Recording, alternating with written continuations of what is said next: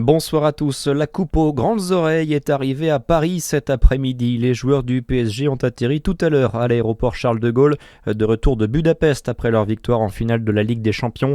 En raison du retard de leur vol, ils ont effectué un passage express sur le Champ de Mars où les attendaient des milliers de supporters avant de rencontrer Emmanuel Macron. Ce soir, une fête exceptionnelle est organisée avec les supporters au Parc des Princes. Dans le cadre de ces célébrations, le ministre de l'Intérieur, Laurent Nunez, prévient qu'il ne laissera rien passer à propos d'éventuels débordements. La nuit dernière, 457 personnes ont été interpellées partout en France pour vol, dégradation ou affrontement avec les forces de l'ordre. 4 personnes ont été interpellées à Chalon-sur-Saône, 3 à Dijon et 5 à Besançon.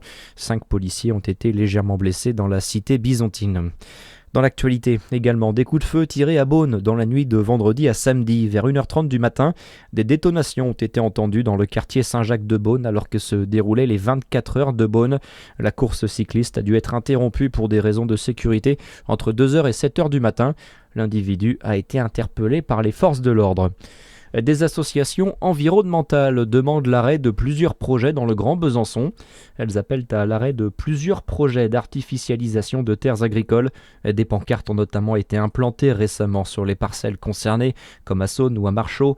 Les associations déplorent la bétonisation des terres agricoles. Un mariage annulé hier à Chalon-sur-Saône, une décision rare prise par le maire Gilles Platret. La raison, les véhicules prenant part au mariage ont commis de nombreuses infractions dans les rues chalonnaises. Selon la mairie, des invités de la cérémonie ainsi que le marié lui-même auraient même insulté les forces de l'ordre et le maire. Des plaintes seront déposées, assure Gilles Platret. Et puis en handball féminin, la JDA boucle sa saison par une victoire 27-26 contre Plante Cuc cet après-midi. Les Dijonnaises qui étaient déjà assurées de disputer la Coupe d'Europe l'an prochain. Bonne soirée sur Fréquence Plus.